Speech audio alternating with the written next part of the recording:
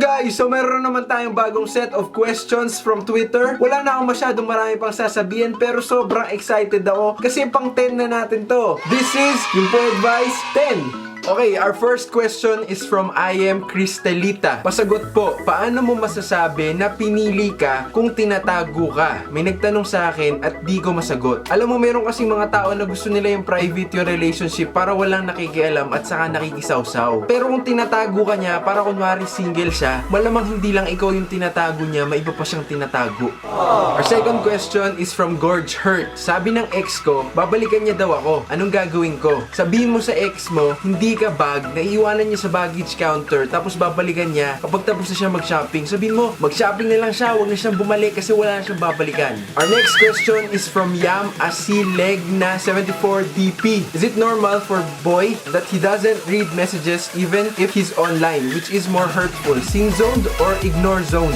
Siguro alam niya na gusto mo siya, kaya umiiwas na lang siya. Kasi ngayon, mas okay pa na matawag na suplado kaysa matawag na paasa. From Crystal Lalalal, ang landi ng crush ko. Anong gagawin ko? Ang dami niyang BB.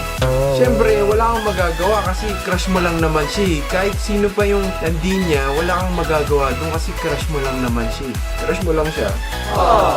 From Mangindra, Hana, big deal po ba sa isang relasyon ang mga promises? Hindi big deal ang mga promises. Ang importante, yung mga gagawin mo. Kasi wala namang silbi yung mga promises kung hindi mo naman tutuparin eh. Diba? From Nicole De Jesus, bakit di mo ako pinapansin? Di mo na ba ako love? Hindi naman ibig sabihin di mo pinapansin, hindi mo na love. Minsan nga sinasadya mo pa na hindi pansinin eh. Para hindi masyadong halata na love mo.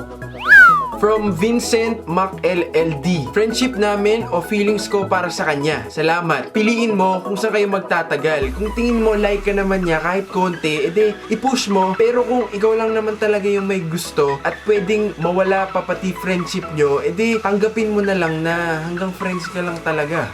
Sorry.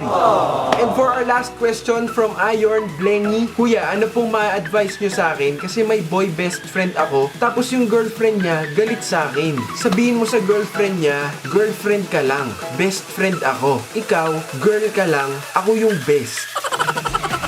There you go guys, thank you so much for all your questions. Keep sending them through Twitter at Kimpoy Feliciano with the hashtag KimpoyAdvice. See you!